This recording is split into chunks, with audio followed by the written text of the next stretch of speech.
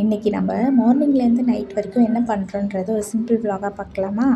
Morning routine எல்லாமே முடிஞ்சிருச்சு. ஹஸ்பண்டையும் ஆஃபீஸ்க்கு அனுப்பியாச்சு.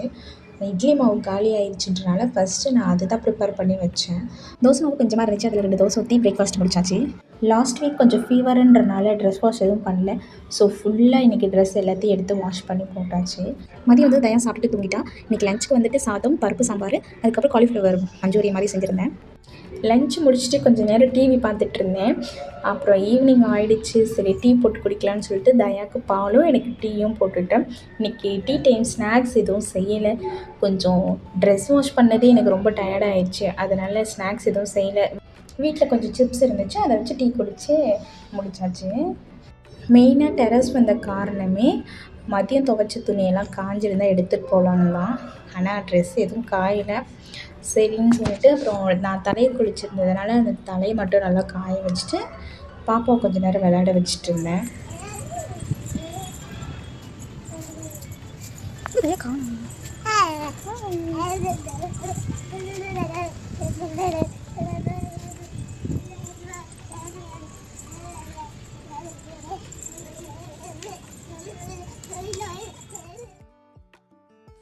தயா கொஞ்ச நேரம் நல்லா விளையாண்டுட்டு இருந்தா.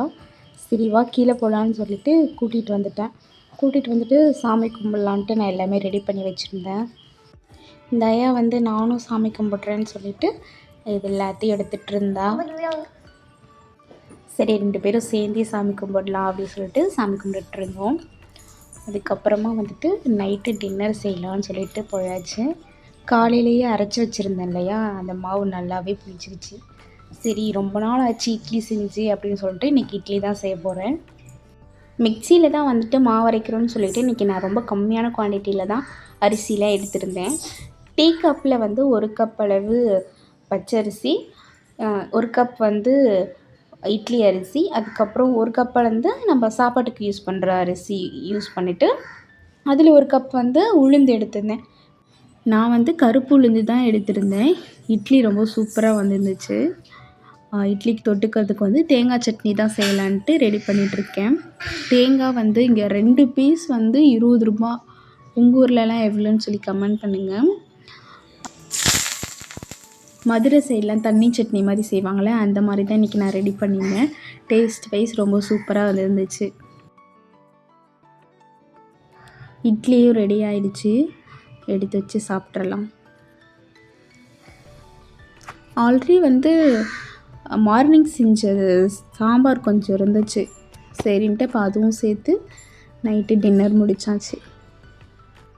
சாப்பிட்டு முடிச்சதுக்கப்புறம் தயா கொஞ்சம் நேரம் என்னை திட்டிகிட்டு இருந்தா. இந்த வீடியோவை வந்து நான் ஷார்ட்ஸாக போடுறேன், செக் பண்ணி பாருங்கள்.